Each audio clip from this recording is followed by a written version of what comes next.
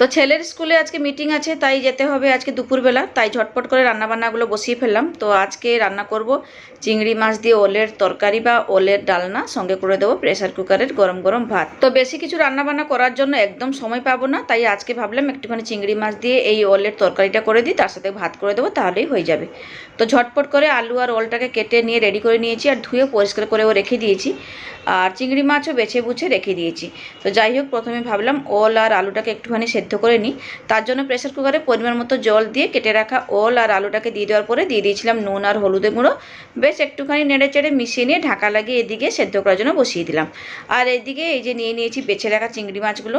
এবারে চিংড়ি মাছটাকে মেখে নেবো, তার জন্য পরিমাণ মতো হলুদের গুঁড়ো আর নুনটা দিয়ে দিলাম। তো এবারে হাত দিয়ে একটুখানি ভালো করে মেখে টেকে রেডি করে নেবো। আর অন্যদিকে কিন্তু প্রেসার কুকারে যে ওল সেদ্ধ করার জন্য বসিয়েছিলাম, তো অলরেডি সেদ্ধ হয়ে গেছে। একটা সিটি দিয়েছিলাম, খুব ভালো মতো করে কিন্তু সেদ্ধ হয়ে গেছিলো। এবারে জল থেকে ছেঁকে আমি তুলে ঠান্ডা করার জন্য রেখে দিয়েছি। আর এদিকে চিংড়ি মাছ ভাজার জন্য কড়াইতে সরষে তেল দিয়ে খুব ভালো মতো করে গরম করে নিয়েছি। এবারে নুন হলুদ মাখানো চিংড়ি মাছগুলোকে দিয়ে নেড়ে চেড়ে উল্টে পাল্টে লাল করে এবারে ভেজে নিলাম। বেশি ভাজবো না, হালকা লাল করে ভেজে নিলেই হয়ে যাবে। তো যাই হোক, এই যে দেখুন চিংড়ি মাছগুলো পুরো লাল লাল করে ভেজে নিয়েছি, এবার তুলে আমি রেখে দেবো। তো যতবারই ওল এসেছে বেশিরভাগই আমি ভাতের মধ্যে সেদ্ধ দিয়ে খেয়েছি, তাই আজকে ভাবলাম একটুখানি চিংড়ি দিয়ে এই ওলের তরকারিটা বানাই, একটু ভালো করে রান্না করে নেবো, তাহলেই কিন্তু ভাতে খাওয়া হয়ে যাবে। তো যাই হোক, এই দিয়ে কিন্তু সমস্ত চিংড়ি মাছগুলো ভেজে তুলে নেওয়ার পরে ওই তেলের মধ্যে ফোড়নে দিলাম জিরে তেজপাতা। একটুখানি ফোড়নটাকে হালকা ভেজে নেওয়ার পরে দিয়ে দিয়েছিলাম বেশ কিছুটা পরিমাণে পেঁয়াজ কুচি।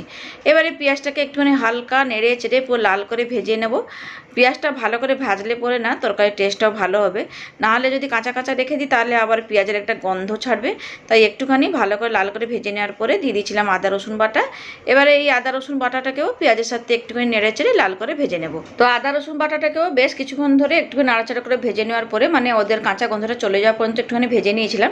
এবারে দিয়ে দিলাম কেটে রাখা টমেটো, সাথে যা যা মশলাপাতি দেওয়ার সব কিছু দিয়ে দেবো, যেমন লঙ্কা গুঁড়ো, হলুদ গুঁড়ো, পরিমাণ মতো নুন, আর অল্প একটুখানি জল দিয়ে এবারে মশলাটাকে পুরো তেল ছেড়া অবধি ভালো করে একটুখানি কষিয়ে নেবো। আর আজকে না বাজার থেকে যে ওলটা নিয়ে এসেছিলো এতটাই ভালো ছিল, তাই ভাবলাম একটুখানি টাটকা টাটকাই বানিয়ে ফেলি। রেখে দিলে না, যদি আমি একদিন দুদিন পরে করি তেমন আবার সেই স্বাদটা পাই না। তাই ভাবলাম যখন ফ্রেশ ওল নিয়ে এসেছে তো একটুখানি ওল চিংড়ি রান্না করে নিই আর গরম গরম ভাত করে দেবো, তাহলেই হয়ে যাবে।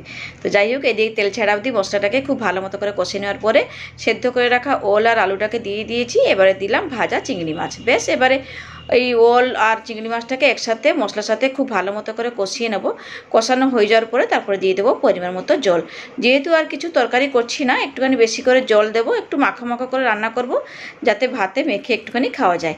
তো যাই হোক, পরিমাণ মতো জল দিয়ে দেওয়ার পরে একটুখানি নেড়ে চেড়ে মিশিয়ে নিয়ে আন্দাজ মতো করে কয়েকটা দানা চিনি দিয়ে একটুখানি মিশিয়ে তারপরে রান্না করে নিয়েছিলাম।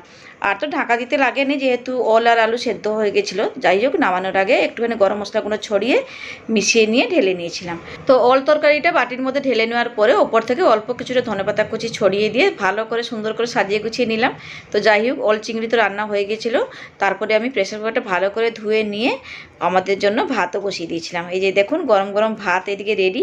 তো এখন আমি ওই ভাত আর তরকারি নিয়ে খেয়ে দিয়ে তারপরে আমি বেরোবো, ছেলের স্কুলে যাব। হাতে একদম সময় ছিল না, তাই আজকে একটুখানি প্রেসার কুকারেই ভাত করে দিলাম। তো আমার জন্য এখানে থালার মধ্যে গরম গরম ভাত নিয়ে নিয়েছি, সাথে নিয়ে নিলাম ওল চিংড়ি বা চিংড়ি মাছ দিয়ে ওলের ডালনা। দারুণ হয়েছিল কিন্তু ভাতের সাথে খেতে।